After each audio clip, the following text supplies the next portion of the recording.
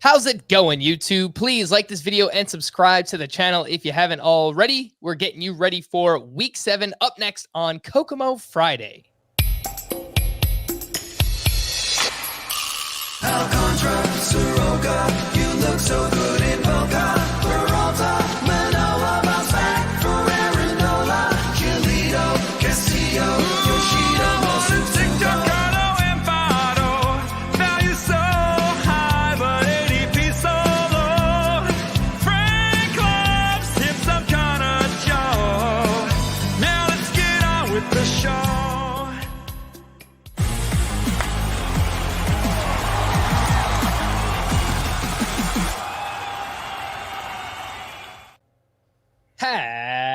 Happy Kokomo Friday and welcome in to Fantasy Baseball today on May 13th, Friday the 13th. Spooky. Ooh. Let's get weird. Frank Stampfl joined by Scott White and Chris Towers today on the show.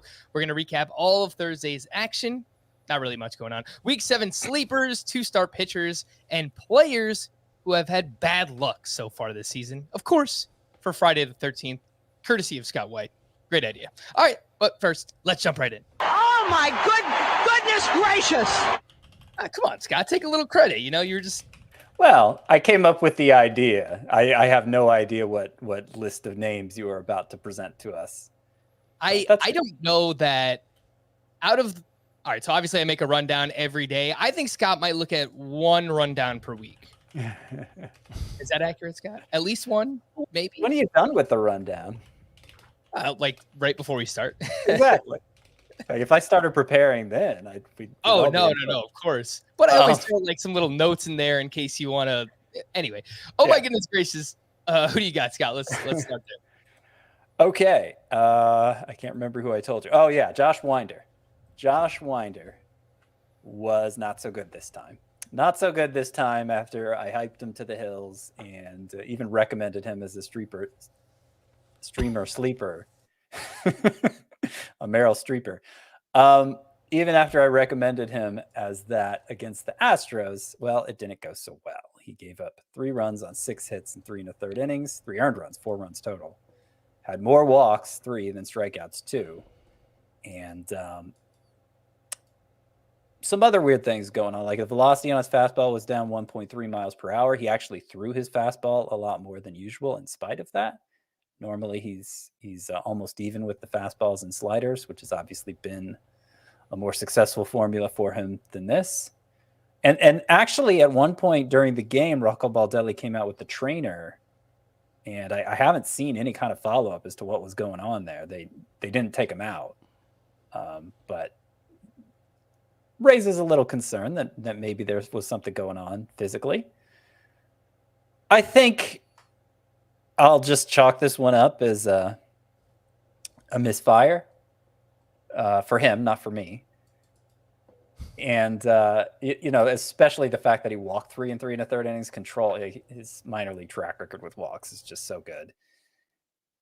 And the fact that his pitch mix was a little weird, I don't think we saw the true Josh Winder in this start. He is scheduled next week to face the Athletics. So he's one of my top sleeper pitchers for this upcoming week, coming off this bad start. He's only 57% rostered now, so there's a chance he gets dropped in some leagues, and you'll have another shot at him after this bad outing. And I would recommend you pick him up, both for next week and beyond. I will note, though, that if it turns out there was some kind of injury and we find out about that in the next few days, obviously that changes things. So just keep an eye out for that. Fantastic matchup, as you mentioned, Scott, going up against the Oakland A's, who are 30th in weighted on base average against right-handed pitching, and just over the past 2 weeks in general, they are dead last in WOBA during that time. Oh my goodness gracious, for you, Chris, who you got? Giancarlo Stanton. He, as of about 3 days ago, was having a pretty mess start to the season, and he's got 3 home runs in his last 2 games, and I think 4 in his last 5, and 5 in his last, I want to say 8, but that was just eyeballing the game logs, so if anyone wants to check that, feel free. But the point is, he's hitting the ball really well right now. He crushed a couple today. 2 batted balls over 115 miles an hour. I think he had 3 over 100. 2 of them were obviously home runs. 3 over 102 miles per hour, yeah. And, yeah, all of a sudden, he's got an 840 OPS, and in this context, that's a pretty good OPS. And, it's fair to wonder if in a time period where home runs may be harder to come by than ever, if Stanton is once again a true outlier, because, he hit nearly 60 home runs before the juiced ball was ever a thing. So there's never been a doubt about his power hitting abilities. And even when he has not been as good as he was in that MVP season, he's still been an outlier among outliers in terms of his exit velocity. I mean, 95.1 mile per hour average exit velocity. He's routinely, he has not hit a ball at 120 miles per hour yet this season. That would be the first time ever in his career. He's usually the only person who does that. So the raw power is still 1 of 1, I think. And so, yeah, there's a chance that he's just, one of the 3 or 4 best power hitters in baseball again, because, when everybody else, drops a little bit, he might just still stand out. Yeah. I mean, in a way that's meaningful, because like, as you said, he never stopped being just in terms of pure, a raw measurement of how hard somebody impacts the ball. He never stopped being that. It's just that didn't mean as much during the juiced ball era, because you didn't have to hit the ball that hard to put up a Giancarlo Stanton like home run total. But yeah, if others are going to drop off, Stanton for sure isn't. Yeah, and he's not going to. He's not going to. It really just comes down to the health for him. Right. He's not going to strike out 23% of the time, and like that's not going to happen. He's not going to win. But being a reliable 35 homer guy could mean more now than it has in the last 4 seasons. Yeah, that's exactly what we said on, I think it was Tuesday's podcast, Scott. When we took a look at offense in May, we mentioned guys like Aaron Judge and Pete Alonso. They might stand out for the next couple of years, for years to come, as, if this is the real environment that we're dealing with now. So same thing for Giancarlo Stanton. Chris, you mentioned how hard he impacts the ball. I mean, he's doing something this year that he's even never done before. 97.7 miles per hour is the average exit velocity. That is the highest in the StatCast era, just in terms of average exit velocity. I went back and looked at every year's leaderboard. That's the highest. So obviously there's a lot of baseball to be played. It's probably going to drop, I would imagine. But right now, he is absolutely crushing the ball. He's second in fly ball line drive exit velocity and first in ground ball exit velocity. So, yeah, he's hitting the ball hard pretty much whenever he hits it, wherever he hits it. So, yeah, pretty impressive stuff. And overall, I think just the team context for the Yankees, obviously last year was kind of a weird season for them. It was a down year, but a lot of these guys are getting back on track. DJ LeMahieu, 3 more hits. He's batting .295. Gleyber Torres, we've talked a lot about him recently, how he's impacting the ball much better. Josh Donaldson hit his 3rd home run of the season. Would be nice to see him get going. And obviously Aaron Judge, I mean, another solid game here, couple of hits, hit his 11th home run, his league-leading 11th home run, 456 feet. They score 15 runs on 15 hits on Thursday, the New York Yankees. So everything looking good for Stanton and Judge. Please just stay healthy. We need you. From one double dong to the next, your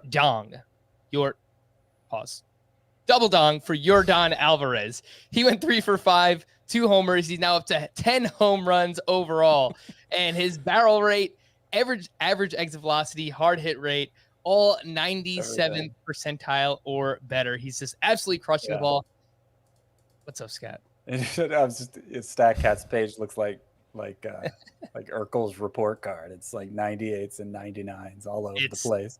Insane right now. I just wonder if Scott, you have the best references. I always tell people.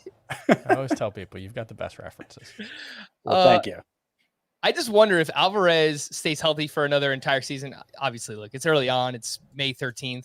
But if he keeps this up, I think he's kind of just entering that Freddie Freeman kind of territory of just perennial, like borderline first-round pick, maybe even a first-round pick, because he looks like he's on pace to just have an absolute monster year, big batting average, lots of power as well. Again, that is Yordan Alvarez. I don't know if you guys have anything to add. He's just awesome.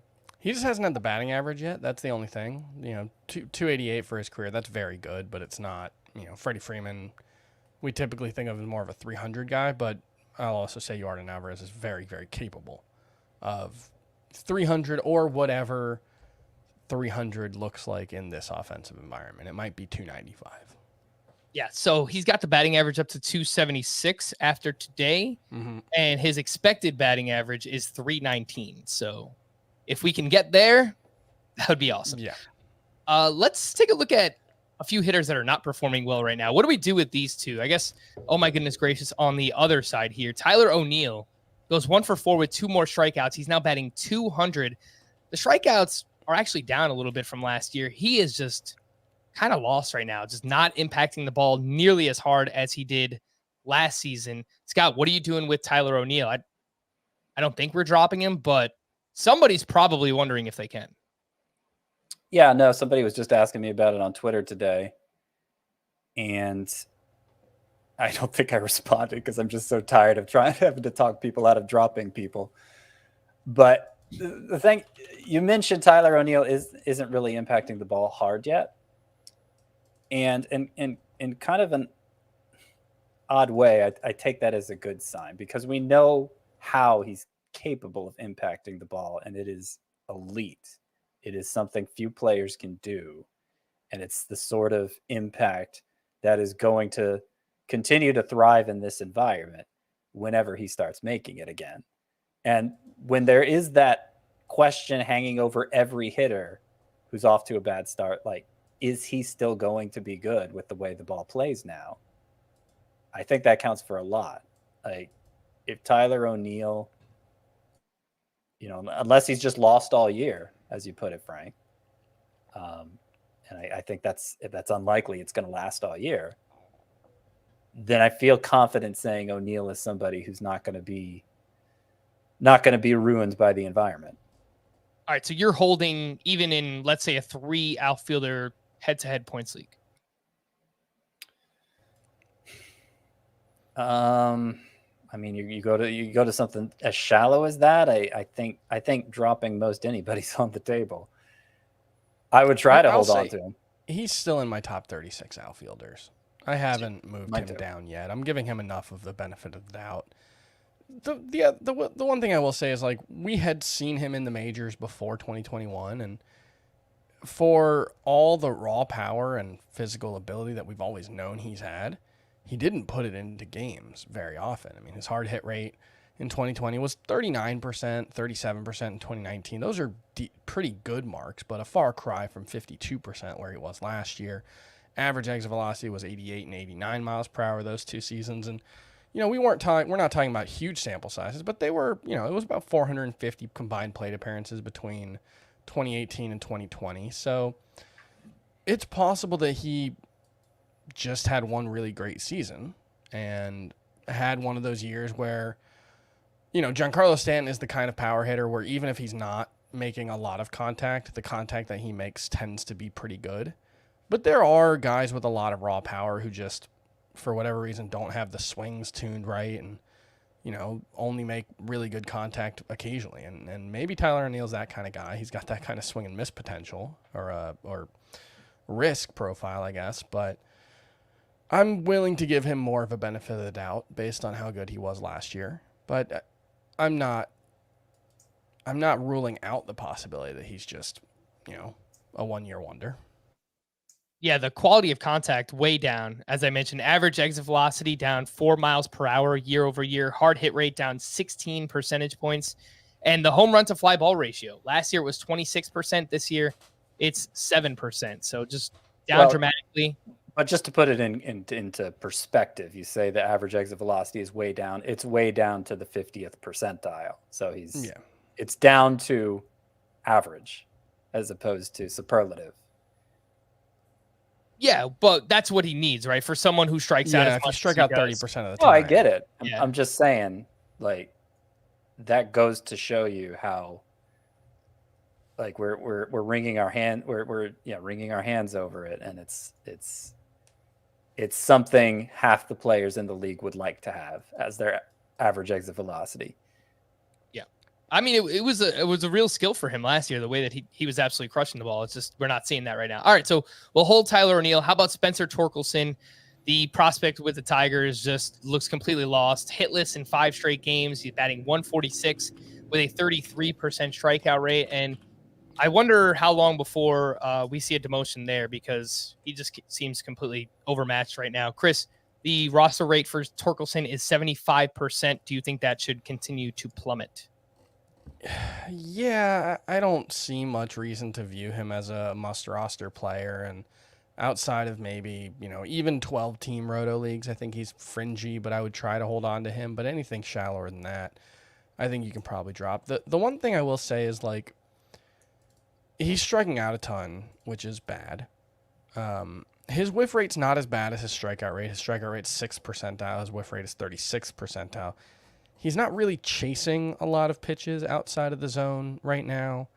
He's mostly just, he's swinging and missing at a relatively high rate. But I don't know. It seems like a profile where the strikeouts could improve moving forward. And the quality of contact for Torkelson has been, I don't know if superlative would be quite the right word, but he's 80th percentile or better in hard hit rate, average exit velocity, and max exit velo. So very good at the very least. So I do still think there are enough promising signs in his profile. Like, he looks better than Andrew Vaughn did at this point a year ago. And I feel like that's a pretty good comp for the type of player we were hoping both would be.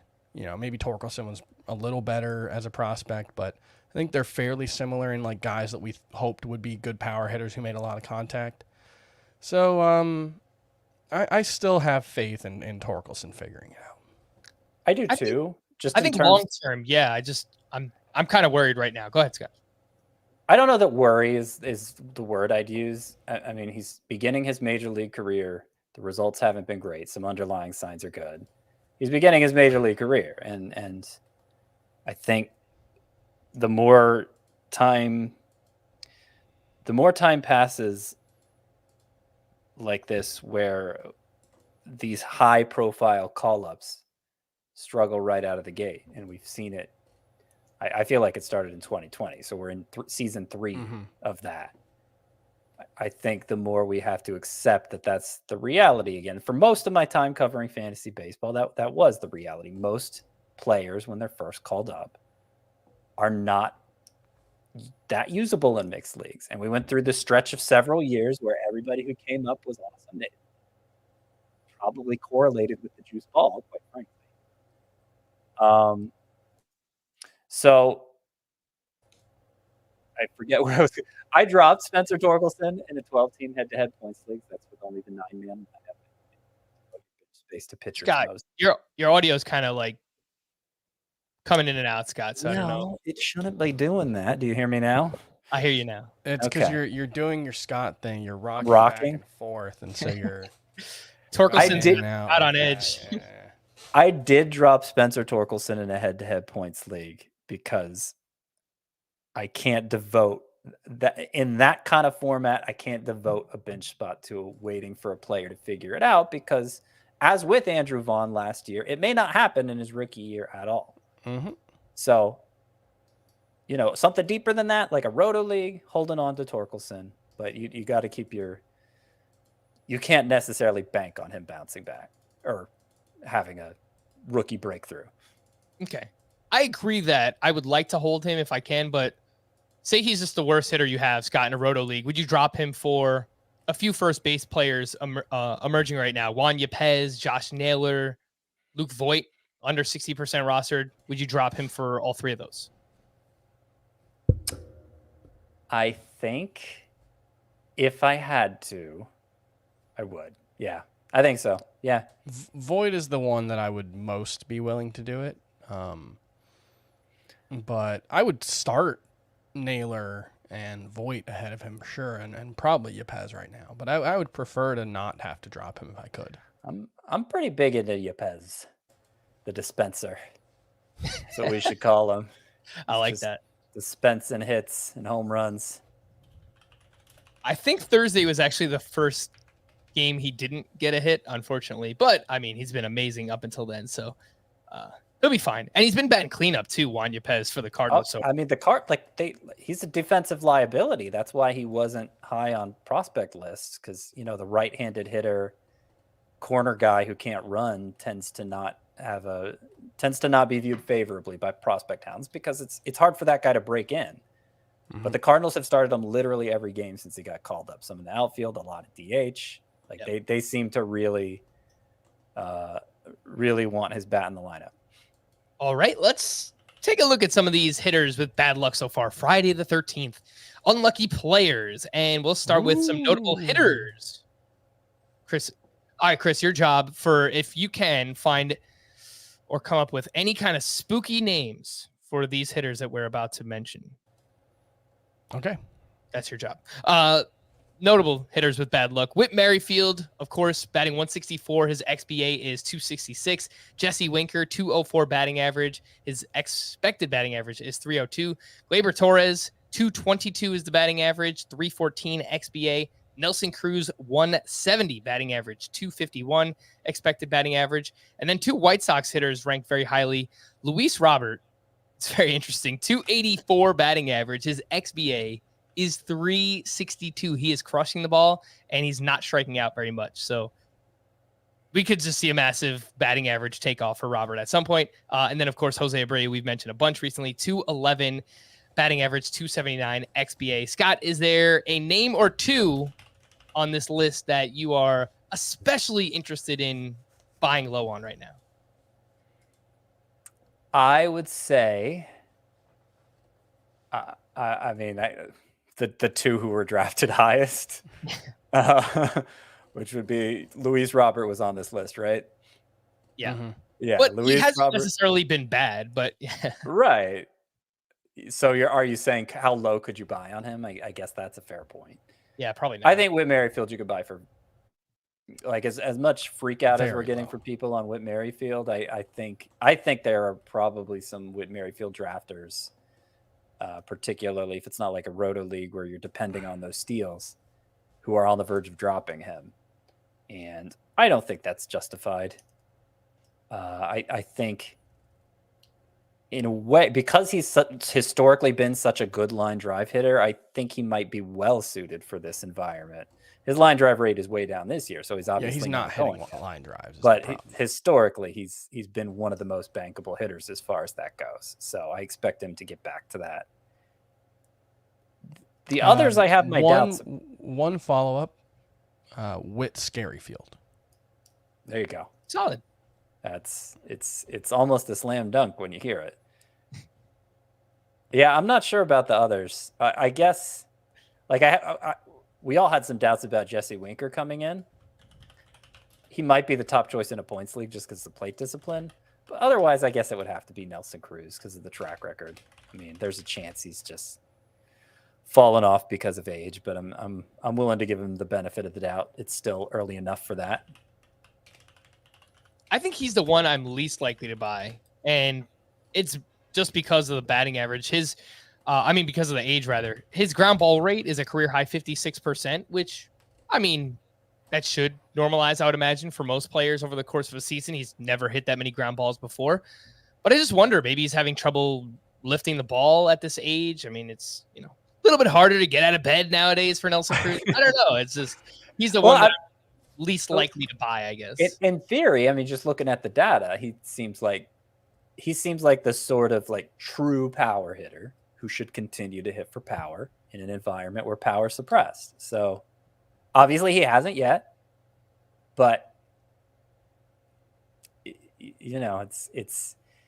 I worry more about the hitters who, could he just be real? As I was saying at the top of the show, could he just be ruined now because the ball plays so differently? And I don't think Cruz fits into that category. I just think he's off to a slow start. That may be related to age, and maybe he won't bounce back from it because of that. But that's not the highest concern for me when I'm assessing hitters right now. Luis Robert, by the way, the strikeout rate is now down to 13%. Remember the short in 2020, he came up, he was striking out over 30% of the time. 13% is now the strikeout rate. So that's what I will say. He's still, his chase rate is still really, really high. Relative to even last season, it's about the same as it was last season. He's making contact on pitches in the strike zone actually at a lower rate than he was last year. He's making contact on pitches outside of the strike zone at a much higher rate, so that's kind of made up for it. But that's one where I could see the strikeout rate taking a step back or getting worse as we move forward. But yeah, I mean, I don't know if he's a buy low. Like, I don't know if I buy Luis Robert as like a 320 true talent level hitter. So 284 seems, pretty good, if not a ceiling outcome. But yeah, I think he'll be very good moving forward. I certainly haven't, seen any reason to doubt Luis Robert. Mm-hmm. Jose Abreu, someone we haven't really talked much about this year. He is batting 207 now overall. After today's game, he only has 3 home runs, and his line drive rate is just 9%. For his career, it's 20.6%. He's hitting a lot of ground balls. But Jose Abreu is also someone that typically starts very slow, and he gets better as the weather heats up. Chicago, colder weather earlier in the season. So I know he's 35 years old. Really, this was not the year to draft old hitters because a lot of these old hitters are just him and Votto and Yuli Gurriel and Nelson Cruz. It's not looking great right now, but I would still be looking to buy. Let's move over to the pitcher side of things. Logan Webb has an ERA of 3.82. His peripheral stats look much better. 3.14 xFIP, 3.29 Sierra, and a couple others here. Tyler McGill, of course, after yesterday, the ERA skyrocketed up to 4.41. Peripheral numbers still look good there. Shane Bieber, he's been a little bit unlucky thus far. And Aaron Nola just doing what Aaron Nola has done the past 2 seasons, which has been very unlucky so far. Chris, Logan Webb, which I guess in itself is kind of a scary name. Yeah, Logan Spiderweb for sure was one of the ones I was thinking of. The other one I'm struggling. I'm trying to keep up with the conversation while coming up with stupid things in my brain. And the only other one I've come up with so far, and this is really bad, so prepare yourselves. Jose Abreu, woo, like a werewolf, So that's the other one I've got. I like it. I appreciate the enthusiasm. Yeah, Logan Webb, it's weird because I was a little skeptical of Logan Webb coming in, and he's still doing a lot of the things that we liked that he did last season. The problem is the strikeout rates collapsed, and that was probably my biggest concern about him, was just that he had never really been this strikeout guy. All of a sudden, even going back to the minors, he wasn't really a strikeout guy. All of a sudden last year, he's a well above average strikeout rate guy. And now he's back to 18%, which is the lowest of his career, but in line with where he was in 2020 and a little bit below 2019. And so, I'm not sure. Like, the slider hasn't been quite as effective as swing and miss pitch for him as it was last season, and he's throwing his changeup a ton so far, which is really interesting. He's throwing it a ton to righties, as well as lefties. Last season, he threw 353 of his changeups to lefties, only 170 to righties. This year, it's even 100 to 100. So he's clearly making some adjustments, but I don't know if that's necessarily, an adjustment that's going to pay off in the ways that we want it. Because I think Logan Webb can still be a good pitcher without the strikeout rate, but it's unlikely he's going to be a well above average pitcher if he's a below average strikeout rate guy. It's just really hard to do that even if you get a lot of ground balls. So that's the concern there. I wouldn't necessarily say he's a buy low, but I would take the under on a 3.82 ERA moving forward.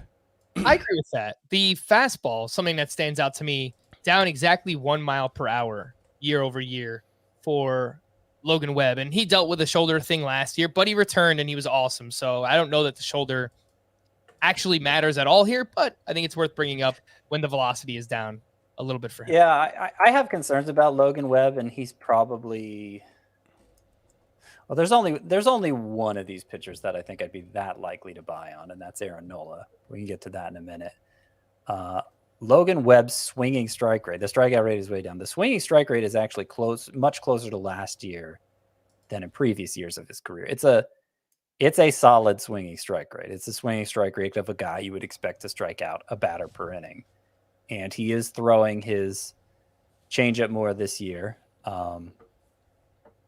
which at times has looked like a really good swing and miss pitch, though the overall whiff rate isn't as good as the slider. So there's also this thing going on with a lot of high-end pitchers where their strikeout rate is down significantly. Like we've talked about Robbie Ray a lot, but there are most of the high-end pitchers, their strikeout rate is down. And the league strikeout rate is down. So that, that kind of goes hand in hand, except it seems to be even more down for some of the highest end pitchers. And so I'm not really sure how to reconcile that with anything yet. It's just something I've noticed. And of course, Logan Webb fits in.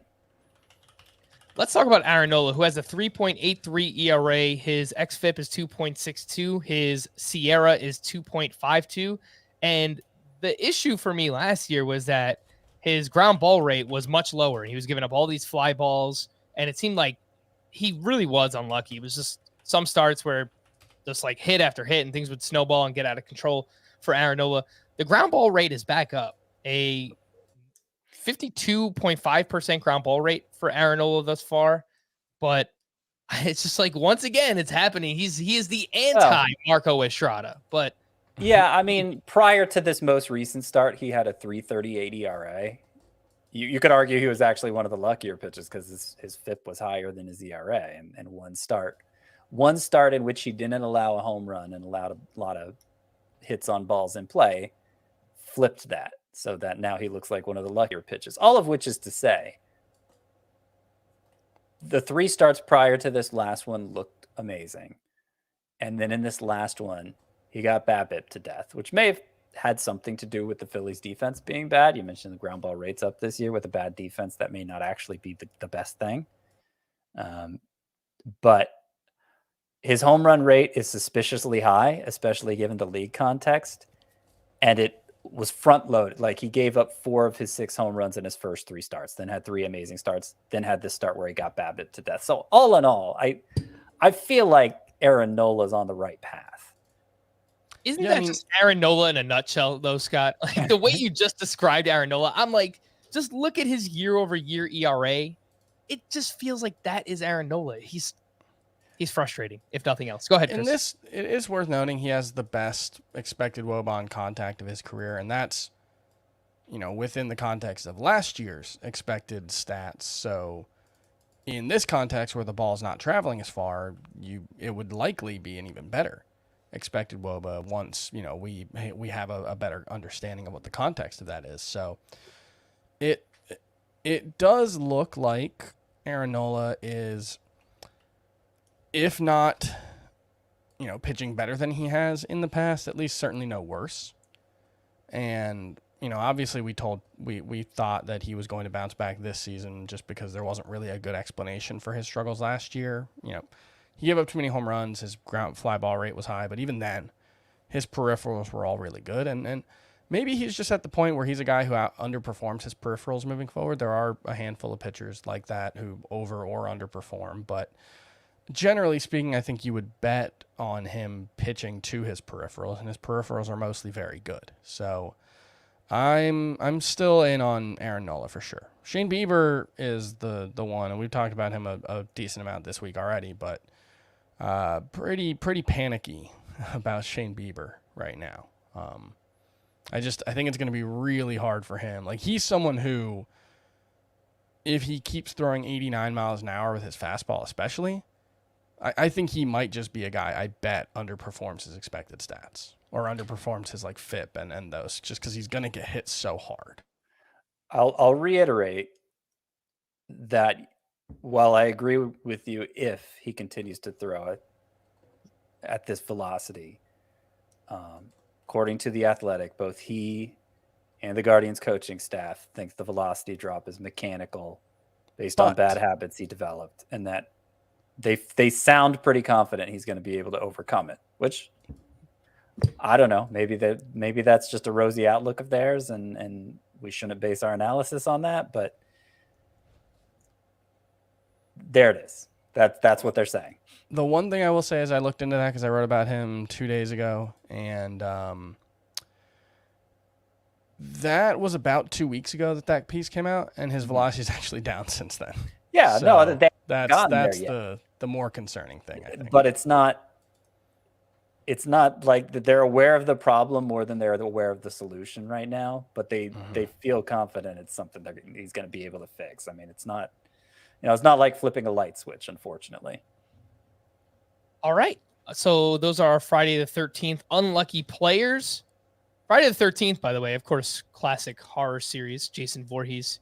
If you guys had to choose one series to watch, would it be Friday the 13th, Nightmare on Elm Street with Freddy Krueger, or the Halloween movies with Michael Myers? I don't really love any of those. I don't love like a jump scare movie. The old school slashers, not for you. So Chris? yeah, I don't love a slasher movie. I think if I had to watch any of them, it would probably be Nightmare on Elm Street. That's the right I think answer. that the first couple of those especially are quite good, but I always liked always been a zombie movie guy.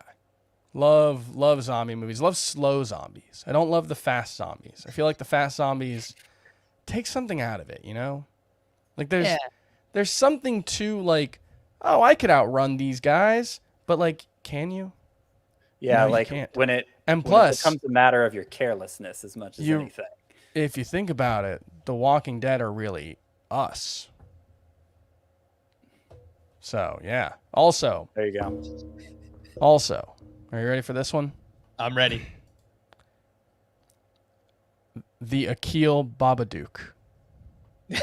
Oh, geez. All right. I think that's a perfect time to read a promo. Fantasy Baseball Today is here to help you dominate your league all season long, but now you can represent your favorite podcast with official Fantasy Baseball Today gear only found on the CBS Sports Store. Discover t-shirts, mugs, sweatpants, laser engraved pint glasses, hats like the one I'm wearing right now if you're watching us on YouTube, water bottles, and more to remind your buddies how you got the inside scoop to crush the competition. Right now, Fantasy Baseball Today listeners will get 20% off orders when they use this podcast exclusive code Fantasy Baseball 20 during checkout. That's Fantasy Baseball 20, and it's only available for our listeners. Head over to store.cbssports.com/collections/fantasy baseball today. That is a very long link. You could find it in our podcast and YouTube description. And if you want to hear the latest on top prospects, make sure to listen to our Saturday episode of Fantasy Baseball Today in 5. It's our 5-minute podcast, and you can download and follow wherever you listen to this podcast. Let's take a quick break, and we'll be back right after this. The news and notes. Tests on Bryce Harper's elbow revealed a small tear in his UCL, and he will not throw for 4 weeks and is expected to remain the team's designated hitter. It did not matter much on Thursday, where he picked up 2 hits and hit his 7th home run of the season. But Scott, it does add an extra layer of risk, obviously, with this slightly torn. Yeah, I'm kind of torn by not being worried at all and being kind of worried. I didn't even mean that. Pun not intended. More accurately, you're partially torn. Yes. Well, see, that's why I'm torn, is because what does it take for a partial tear to become a full-blown tear? And if they're planning on him returning to the outfield eventually. The thing about the partial tear is, like, it just kind of depends on whether a team wants to give us that kind of information. Because sometimes a partial tear is just a tear. Because a partial tear is a tear, Right. And you're saying sometimes it's more like a sprain? Well, no, a sprain is a tear. Right. And so we draw these distinctions between, like, well, it's just a partial tear versus a tear, but it's like sometimes we only have those distinctions because the team gives us details in one instance or another, Which is to say that it may be it may be a small deal or it may be a big deal. I feel, and this may not be on any actual clinical metric or anything, but like I feel like when they call it a sprain versus a partial tear, like I presume it's a little bigger when it's a partial tear as opposed to just a sprain. But maybe that's all. It is like a tear. A sprain is a tear. Yes. Correct. But why do they sometimes call it a sprain and sometimes call it a partial tear? Who's on first? I presume there's a distinction there. The fella's name is who? Okay. I kind of think you're onto something, Scott. I agree with you. My medical background cannot confirm nor deny, but That's what I think. Chris Sale will resume throwing within a few days. He recently had a non-baseball medical issue, which caused him a setback. Jeremy Pena left Thursday's game due to discomfort in his right knee. He is unlikely to play on Friday. Please be okay, because Jeremy Pena is one of 10 hitters who are actually hitting right now. He has A been rookie awesome. who's performing well, and it wasn't even anybody that hyped. We just have to not hype them. That's the key. Maybe they're like maybe they just get stage fright. You know. Right. It's possible. Zach Wheeler returned from the COVID IL on Thursday, making a start against the Dodgers. He went 5 1/3 innings. He allowed 3 runs, 7 strikeouts to 1 walk. He had 12 swinging strikes. He was cruising. Yeah. Up until the 6th inning. I think he had just given up a solo home run to Cody Bellinger. And his velocity appears to be fully back at this point. Yeah. So that was very encouraging. Fastball velo, nearly 97 miles per hour, 2 starts in a row. So you do like to see that. Speaking of that Cody Bellinger home run, by the way, I was watching the game. This was super interesting, and they were talking about it at the time. Bellinger had 4 hits in his career going up against Zach Wheeler. All 4 were for home runs. His fifth hit against Zach Wheeler in his career on Thursday, a home run. How about that? Does that mean he's got a 0 BABIP? It's just bad luck. He actually hit another rocket that was right at Reese Hoskins. So, you know what, Chris? I think you're onto something too. Dodgers pitching prospect Ryan Pepio was optioned back to AAA on Thursday. He threw 3 scoreless innings in his debut, but he walked 5, which Scott told us was the issue for Ryan Pepio, that lack of control. So next time there's an opportunity, I have a feeling we'll see him once again. I just traded for him in the Scott White Dynasty League. So, by the way, Scotty dealing out here, making like 3 trades. I made a 4-team trade basically. Wild. Yeah, it was. It's cost me sleep this week negotiating. I can confirm this too, because after each podcast, Scott would be like, well, here's the update, man. He's like running on fumes. He's trying to tell me what's going on. Blowing it up. I had an actual dynasty. I won 3 straight championships, but Mookie Betts, Corey Seager, and Alex Bregman, kind of my hitting core there. They were getting too expensive to keep. So I blew it up. Series of 3 trades. Landed me Grayson Rodriguez. Landed me Miguel Vargas. Landed me a free-to-keep Josiah Gray, and landed me Ryan Pepio. So that's hopefully the start of a new dynasty. What's up, Chris? Did you watch Grayson Rodriguez today? He was on They had that game available on MLB TV today for some reason, so I watched a little bit of it. Probably because there was not much other actual baseball going on Thursday. But yeah, Grayson Rodriguez, one of the top pitching prospects in baseball. 8 strikeouts Good job, today. Scotty. Good job, Scotty. Tigers outfield prospect Riley Green had an examination on Thursday. If all goes well, he could be cleared for baseball activities. Chris, are you looking to stash Riley Green right now? He's 47% rostered. I mean, given how rookies have played, I think you could make a case that it's a little risky, and he's probably still, I mean, even if he comes back, even if he's cleared to return to baseball activities, is it a guarantee he comes just straight to the majors? I would say it's probably pretty unlikely. So I would think you're probably looking at least another month and a half. So I think he's tough to stash. All right. Nick Lodolo was playing catch ahead of Thursday's game at Pittsburgh. He was expected to be activated last weekend, but his back injury flared up. Speaking of those Reds, Lucas Sims placed on the IL with a bulging disc in his back. I think our natural inclination will be that Art Warren or Tony Santillan will get an opportunity to close. Art Warren pitched in the 9th inning on Thursday in a 4-0 game. But Alexis Diaz, just someone I wanted to mention, he's got a 0.59 ERA, 18 strikeouts in 15 1/3 innings pitched, a 16.4% swinging strike rate. You know the fun thing about Alexis Diaz, brother of Edwin Diaz. Is that true? Dos Diazes. Yeah. It's all right. 100% true. That's even more of a reason. Like, absolutely rooting for this guy. Yes, let's get the Diaz brothers closing on 2 separate teams. That would be fantastic. Adam Wainwright rejoined the Cardinals. Sorry, and there's a throwaway line in Scarface where the Diaz brothers are mentioned. I don't know if you guys know that one. but Never there's a seen Scarface. There's a Mountain Goat song about it that I love. Scott. So there you There's go. a lot of movies I haven't seen, Scott. I've seen Scarface. Come on. Yeah.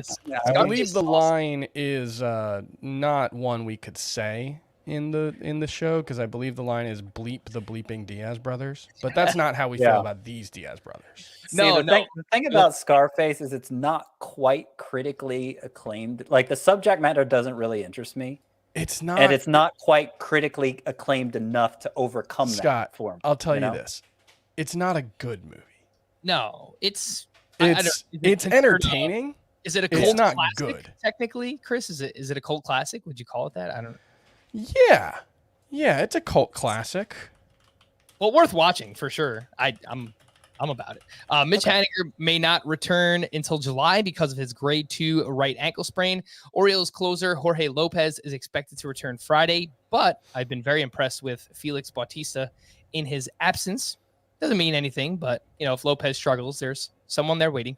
Scott's boy Alex Faedo is expected to be recalled and start Monday against the Rays. Chris Paddock was moved to the 60-day IL. The Twins haven't revealed whether he will require elbow surgery, but that move does not sound good. Jordan Hicks was scratched Thursday, but will start Friday against the Giants instead. They wanted to give him an extra day of rest. Brian Anderson began a rehab assignment at Single A on Thursday as he returns from the COVID IL. Tyler Beatty was claimed by the Pittsburgh Pirates, could get an opportunity to start for those of you in NL only leagues. And Terry Francona is one of 7 staff members currently in the health and safety protocols for the Cleveland Guardians. Hope everybody is okay there. Week 7 preview, the schedule, once again, pretty spread out. 2 teams have 5 games, the Reds and the Guardians. I think the only must-start hitter is Jose Ramirez on both of those teams combined. 15, Yeah, I just hate that it took off the table Tommy Pham. It took off the table Josh Naylor. Yeah. Somebody else for Cleveland, right? Stephen Kwan. Yeah. Owen Miller. Like some guys I would have liked to call sleeper hitters this week, and I just couldn't. Yep. 15 teams have 6 games, 10 teams have 7 games, and then 3 lucky teams have 8 games next week. The Diamondbacks, the White Sox, and the Royals. Before we get into 2-star pitchers to add, let's take a look at some fringe options, a little rapid fire with these, and we will start with you, Scott. Noah Syndergaard at Texas and at the Oakland A's. What do you think? So I love those matchups. There is a question whether he actually makes 2 starts because the Angels like to insert that 6th guy. They do have a day off in the middle of the week, though, that makes it so they don't have to. So, yeah, I like Syndergaard as a start this week. All right. Chris, should we start Luis Severino at the Orioles versus the White Sox? Kind of Jekyll and Hyde matchups there. Yeah, I don't love the White Sox matchup, but I don't hate it enough to go away from him. So, yeah, I'm starting him. I will mention the White Sox have actually been terrible offensively so far, though. I agree. I don't expect that'll be their true form. But, like, at Baltimore now is pretty good. Oh, yeah. I think yeah.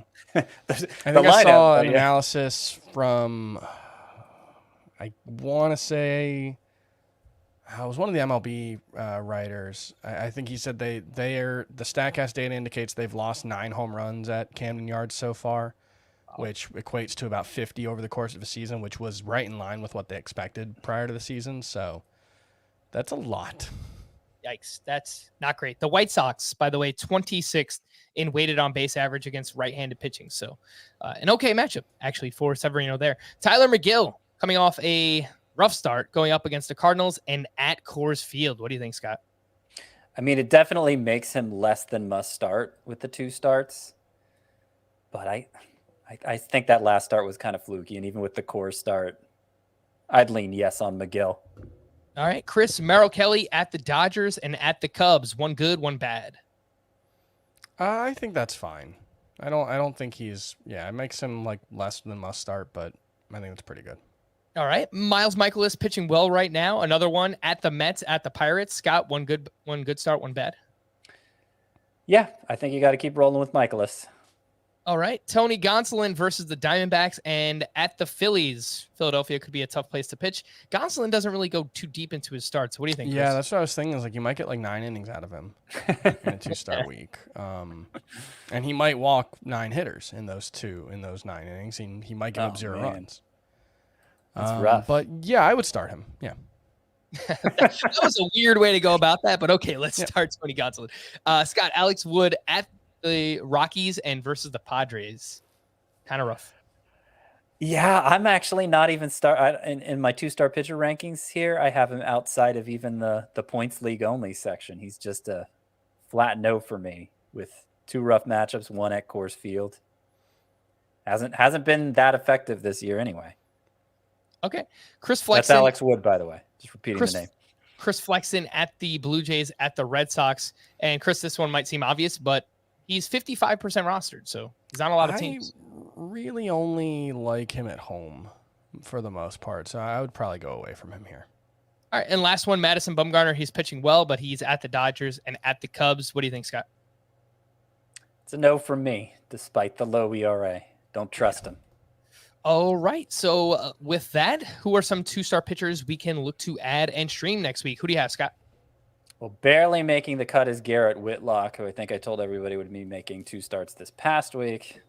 Didn't work out that way.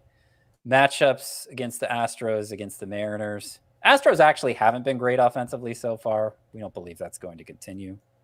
But I think Garrett Whitlock, I just like him enough as a pitcher that I say yes to that. Jose Urquidy, he's more, I think, with the 2 starts at Boston versus Texas. Boston, another team that we think of as having a good lineup, but actually hasn't produced that well yet. I think I'd leave Urquidy for points leagues. Jamison Tyone gets the Orioles in Baltimore and the White Sox. I like that as a sleeper. Probably still lean more toward points leagues just because I don't think ratio-wise he's going to be spectacular. But good enough matchups to call him a sleeper. Jordan Hicks gets the Mets and the Pirates. He's probably not a 2-star guy, right? Jordan Since Hicks? Since he got bumped to Friday. Yeah, he's pitching tomorrow now. Yeah, well, okay. technically, I may not have seen that. I may have to change Friday, that. Saturday, Sunday, Monday, Tuesday. Yeah, Scratch he Jordan probably Hicks. wouldn't start until Wednesday at the earliest. Yusei Kikuchi gets the Mariners and the Reds. Those are 2 pretty good matchups. revenge. And his last 2 starts have been good. Like I just think there's always the potential for disaster with Yusei Kikuchi, but if there's ever a time to start him, I think now is it. And I'm interested in this like slider cutter hybrid that he's throwing now rather than having 2 separate pitches. So I think that could work out for him. Going a little deeper here, I actually have both of these guys in the no thanks section of the 2-start sleeper rankings. But if you're less risk averse than I am, Brad Keller against the White Sox and Twins, and Martin Perez against the Angels and Astros. I don't really think the skills are there to sustain what they're doing, but they're both ground ball pitchers, extreme ground ball pitchers, and they're both off to good starts, and they're making 2 starts this week. So have at them if that's your thing. All right. So, Dad, if you're listening, Brad Keller and Martin Perez, those are 2 names for you. He will start any 2-star pitcher. Doesn't matter what the name is, what the matchups are. Not me. My pops, he's starting them. And with that, let's talk about the fortune favors the brave 2-star pitchers of the week. These are pitchers that you probably should not use. But if you're feeling just brave, just bold enough, maybe you want to take the shot. Kyle Bradish for me. I'm going with Kyle Bradish. He's got the Yankees and the Rays. Tough matchups, not great, but he's coming off an 11 strikeout performance, some prospect pedigree. He's 12% rostered. So out there in deeper leagues. You said for me, but you don't actually mean for you. You mean for your dad. Yes. We're talking to Frank's dad during this segment. I love how we just want to make Frank's it clear. dad is named Scott? Is that what's happening? No, he actually has the same name. Oh, he's a Frank as well. Yeah. So my dad's name is Scott. What do you know? Look at that. FS2, SW2. Chris? Are you Frank Jr. or are you Frank Jr.? I'm just Junior. I'm the second, not the third. All right, Chris. Fortune favors the. My dad's name is my middle name, so we kind of have that. Oh, Paul. Yep. Fair enough. There you go. All right, Chris. Do you have a fortune favors the brave 2-star pitcher? I wish the matchups were better, but if we're throwing caution to the wind, how about Zach Logue for Oakland? He's got the Twins and at the Angels. I don't love the Angels matchup especially, but Zach Logue's got some interesting minor league numbers. He's been above a strikeout per inning. He's got good control. The problem is he can't keep the ball in the yard. But he's been okay so far in his first 13 and a third innings. So that's my fortune favors the bold. Brave. What's the real one? And what was the one that Matt Damon said in that weird? So it's actually fortune favors the bold, but Matt Damon said brave on the crypto commercial. And actually, since then, crypto has crashed. Fortune has not favored the bold nor the brave in the time since then. Yeah, it's like everybody who bought crypto started Kyle Bradish. Like, you don't want to do that. That's the last time I take financial advice from the writer of Good Will Hunting. Listen, it only counts if you sell it. All right, just put that out there. All right, Scott, give us a starter. Yes, I already mentioned him. I'm going to say Martin Perez just because he has a .68 ERA and has allowed less than a hit per every other inning in his last 4 starts. So maybe he'll do that twice more this week against the Astros and Angels. I doubt it, but it's a brave play. I will say, I actually do kind of like Yusei Kikuchi. I don't know if that was brave enough, though. No, it's not brave enough. All right, No, I'll actually, go away then. I really do like him too. Revenge game and up against the Reds. I'm about it. All right, some single start streamers, Scott. Give us a few names here.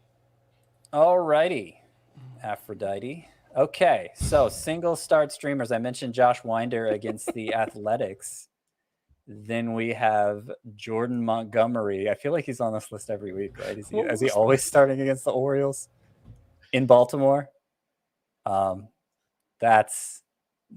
going to help your ERA in that start. I'm pretty confident.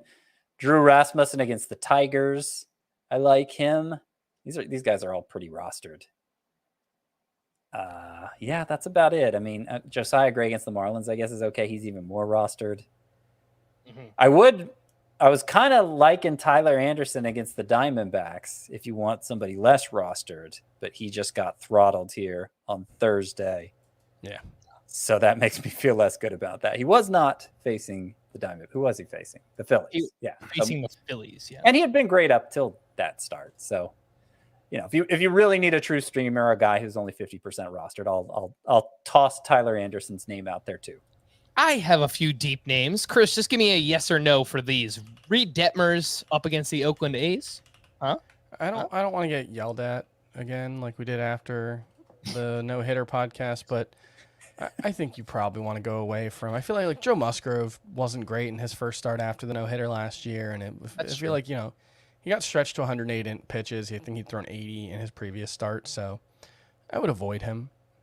It is a great matchup, though, so I'll mention that. Yeah, no, if he wasn't coming off a 108 pitch start, I actually think Reed Detmers would be pretty good, but it just feels like this is a start where he doesn't throw a lot of innings or a lot of pitches. There was one rando on Twitter who yelled at us over our Reed Detmers negativity. It wasn't like a bot or anything. I don't know. Yeah. Yeah, there might have been another one. Who knows? All right, a few more here. Dane Dunning versus the Angels, Chris. Yay or nay? Nay, but he's interesting-ish. Michael Lorenzen at the Rangers? Yay-ish. More yay than anyone we've mentioned so far. Okay. These last two. He's bad with 2 strikes. Michael Lorenzen is getting guys to 2 strikes and then can't put them away right now. He doesn't have a put-away pitch. So if he can figure something out there, I think there's something interesting.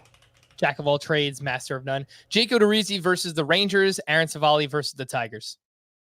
Yay? Nay? Probably nay. I like Odorizzi more than Savali.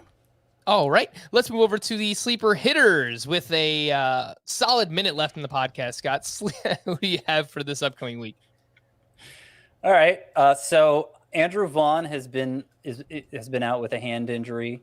Manuel Margot has been out with a hamstring injury. They're both expected back Friday. If that actually happens, I like the White Sox and Rays matchups enough to go ahead and call them sleepers.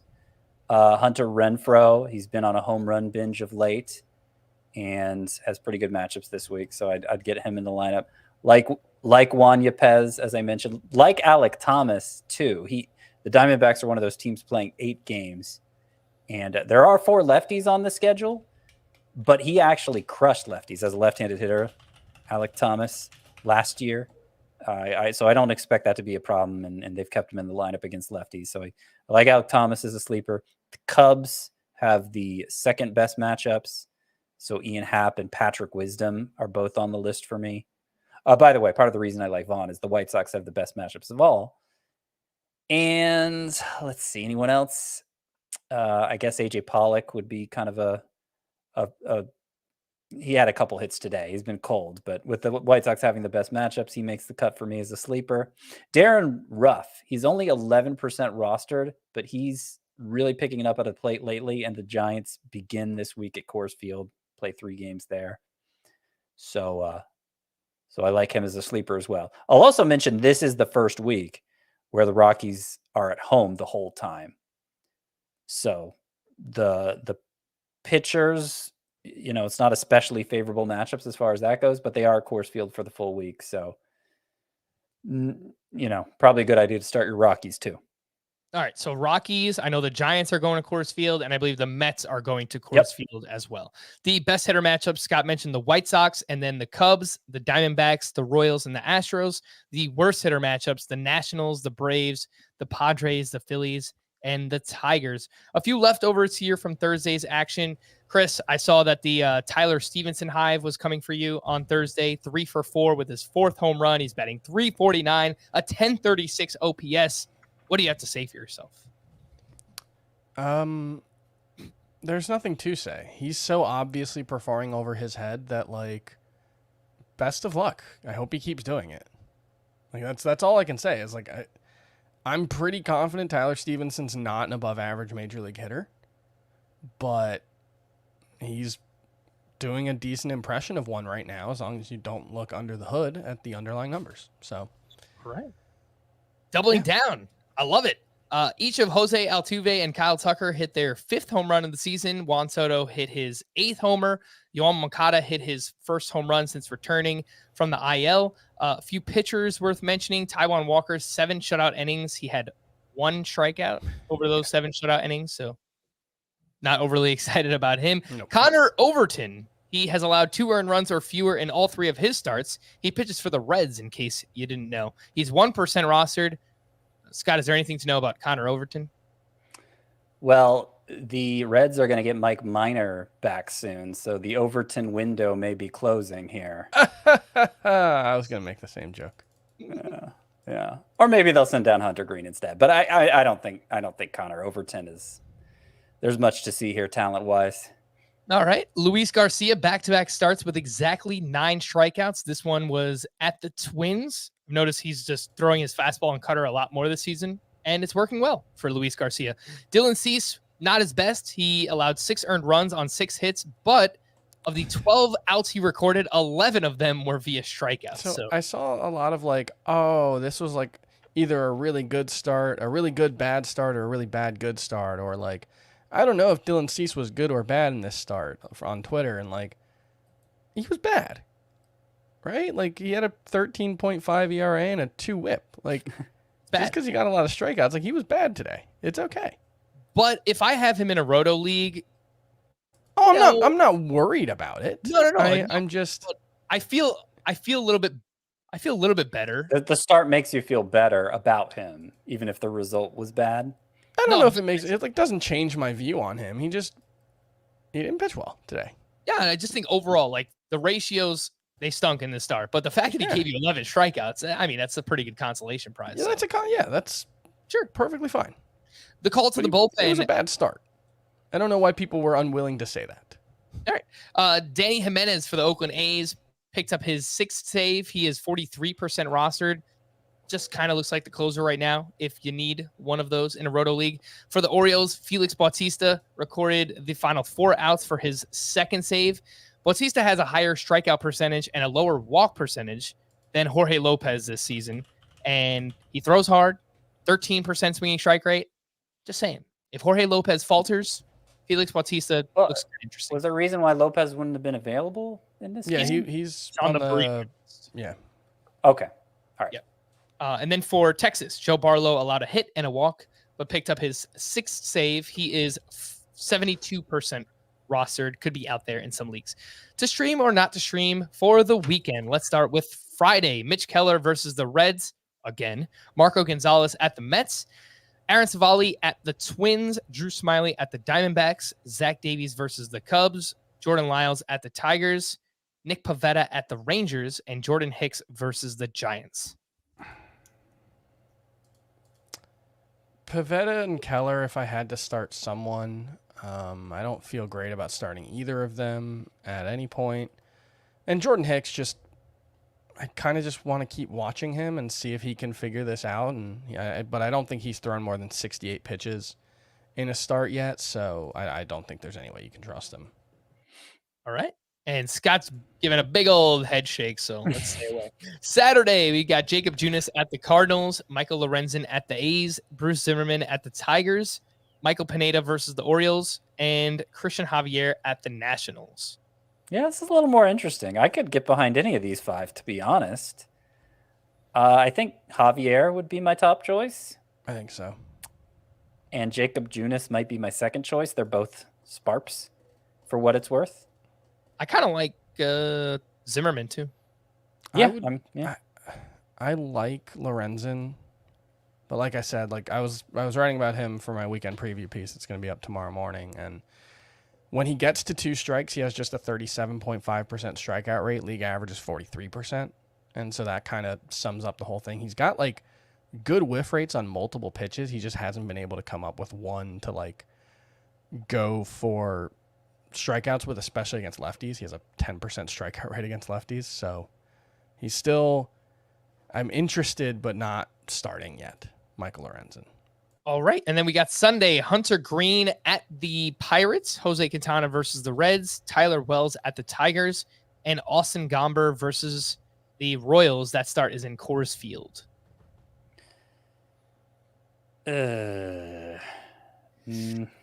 Not feeling as good about this group.